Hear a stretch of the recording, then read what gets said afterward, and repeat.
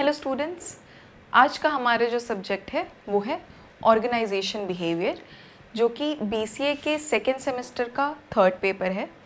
आज के इस वीडियो में हम इस सब्जेक्ट के सिलेबस के बारे में डिस्कस करेंगे कि क्या क्या यूनिट्स हैं, और आने वाली वीडियोस में हम फर्स्ट यूनिट से शुरुआत करेंगे।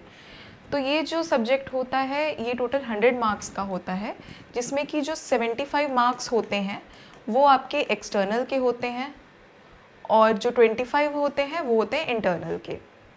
तो ये जो सब्जेक्ट है ऑर्गेनाइजेशन बिहेवियर का, इसमें आपको ये जानना है कि एक संस्था में क्या व्यवहार होना चाहिए।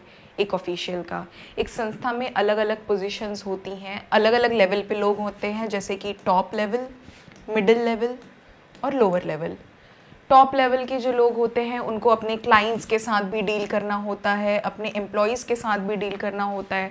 तो सबके साथ इनको एक अलग तरीके का व्यवहार दिखाना पड़ता है।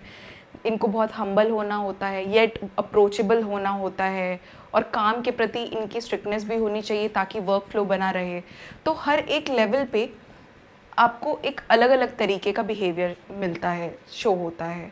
तो ये जो चीज़ें होती हैं, जो अलग अलग बिहेवियर होते हैं, बहुत सारे फैक्टर्स पे डिपेंड करता है, जैसे कि रिस्पॉन्सिबिलिटी के हिसाब से आपका बिहेवियर उस अकॉर्डिंग होना चाहिए। तो कई सारी ऐसी चीज़ें हैं इसमें जो कि आप आने वाले टॉपिक्स में पढ़ेंगे। तो आइए इसका सिलेबस देखें। पहले जो पहला टॉपिक है इस सब्जेक्ट का वो है फंडामेंटल्स ऑफ ऑर्गेनाइजेशनल बिहेवियर। अब फंडामेंटल्स क्या होता है?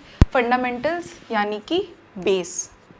तो हम ऑर्गेनाइजेशन बिहेवियर का बेस देखेंगे कि इसमें क्या क्या, इसका नेचर क्या है, क्या डेफिनेशन है, क्या स्कोप्स होते हैं। क्योंकि एक ऑर्गेनाइजेशन में बहुत डाइवर्सिटी होती है, जैसे कि कल्चरल डाइवर्सिटी। एक ऑफिस में, एक कंपनी में अलग अलग जगह से लोग आए होते हैं, भारत के हर एक कोने से, ईस्ट वेस्ट नॉर्थ साउथ, सब लोगों की अपनी अलग मान्यताएं होती हैं, अपना अलग कल्चर होता है, काम करने का तरीका अलग होता है। लेकिन एक ऑफिस का वर्क फ्लो बना रहने के लिए सबको एक हिसाब से एक साथ चलना होता है। तो वो बैलेंस देखने के लिए आप ये सारी चीज़ें आप इस यूनिट में जानेंगे। दूसरा यूनिट आता है perception, attitude, values and motivation. Perception यानी कि देखने का नज़रिया, हर एक इंडिविजुअल का एक अलग परसेप्शन होता है। एटीट्यूड यानी कि उनका व्यवहार, ये भी वेरी करता है सब में। उनके वैल्यूज़, उनके मोरल्स, उनके मोटिवेशन यानी कि उनको मोटिवेट करना, ये सारी चीज़ें किस तरीके से करनी होती है ये आप इस यूनिट में सीखेंगे, जिससे आपको पता चलेगा कि जॉब सेटिस्फैक्शन क्या होता है। जॉब सेटिस्फैक्शन बहुत ही ज़रूरी होता है, क्योंकि एक कंपनी में आप जो काम कर रहे हैं आपको उससे सेटिस्फाई होना ज़रूरी है, और आपके क्लाइंट्स को आपके काम से सेटिस्फाई होना ज़रूरी है, तभी वर्क लाइफ बैलेंस बना रहेगा। ये सारी चीज़ें हम यूनिट 2 में पढ़ेंगे, जिसमें कि बहुत सारी थ्योरीज होंगी जो आपको आगे जाके पता चलेंगी। तीसरा टॉपिक आता है पर्सनैलिटी का, यानी कि एक आदमी का व्यक्तित्व। जो पर्सनैलिटी होती है वो 3 अलग प्रकार की होती है। जैसे कि आपने सुना होगा एक्सट्रोवर्ट, इंट्रोवर्ट, एम्बीवर्ट। कुछ ऐसे लोग होते हैं जो कि बहुत ईजिली मिल जाते हैं, घुल मिल जाते हैं सबसे।